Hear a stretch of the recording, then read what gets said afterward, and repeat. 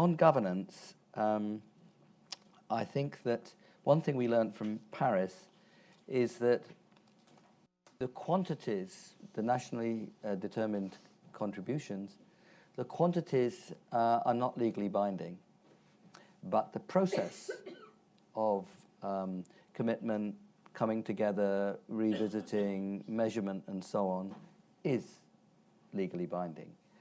And in this, it's peer pressure, seriousness of commitment. There is no police force from Mars or judiciary from Jupiter that's going to enforce this. And that's why it's so important to have something that people really want to do, and then they feel obligated to do it because they've said they would. And I think that process, the legally binding process, is actually quite strong, and I would bet that it would stand.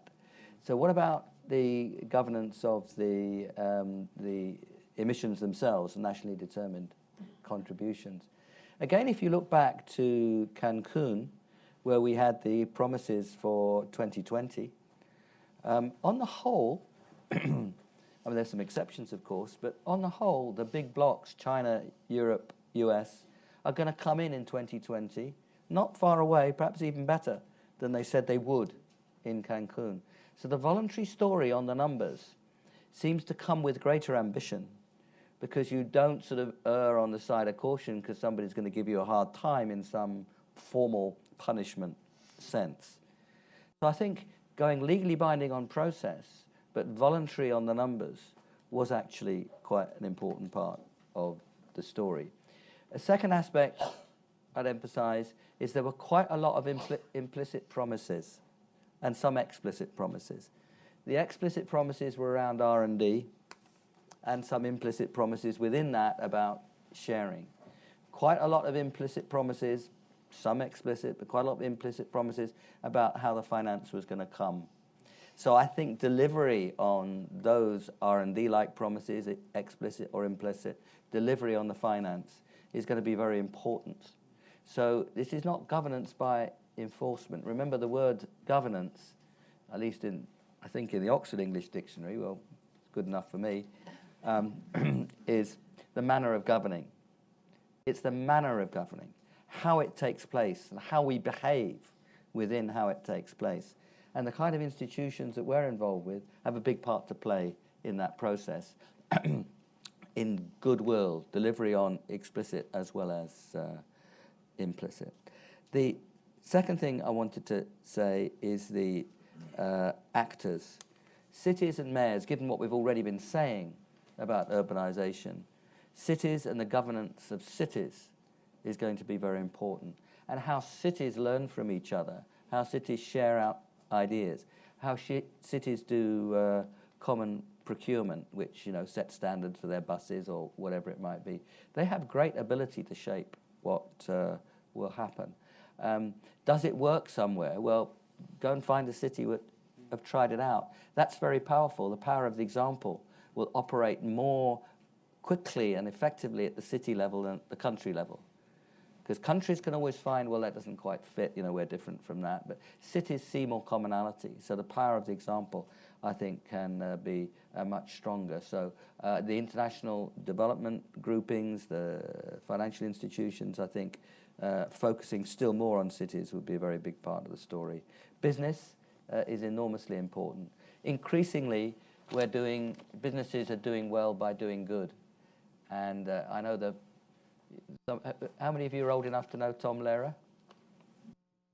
Well, only a few, but it was the dope peddler who did well by doing good in Tom Lehrer. But more and more, the businesses are doing well by doing good, because it matters to their customers where something is sourced. It matters to their employees.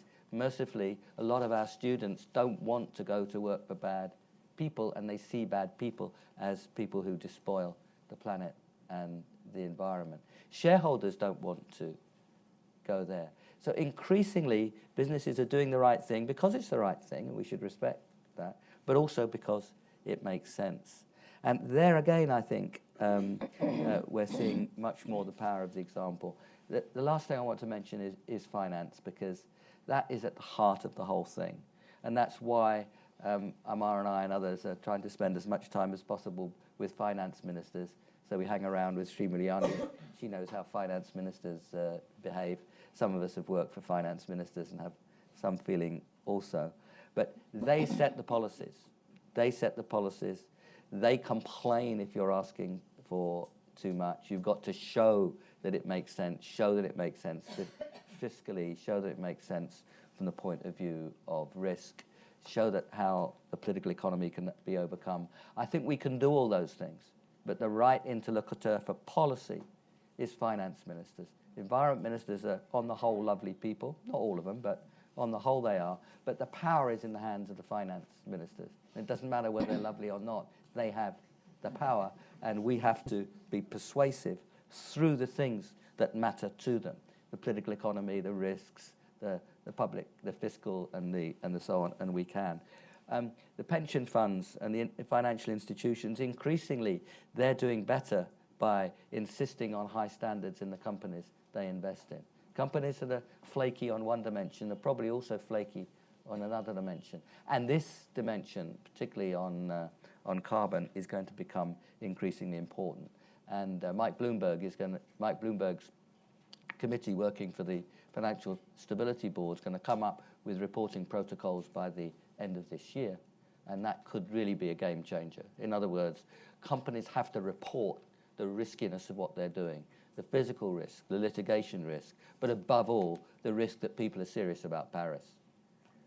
So many companies are betting that we're not serious on Paris.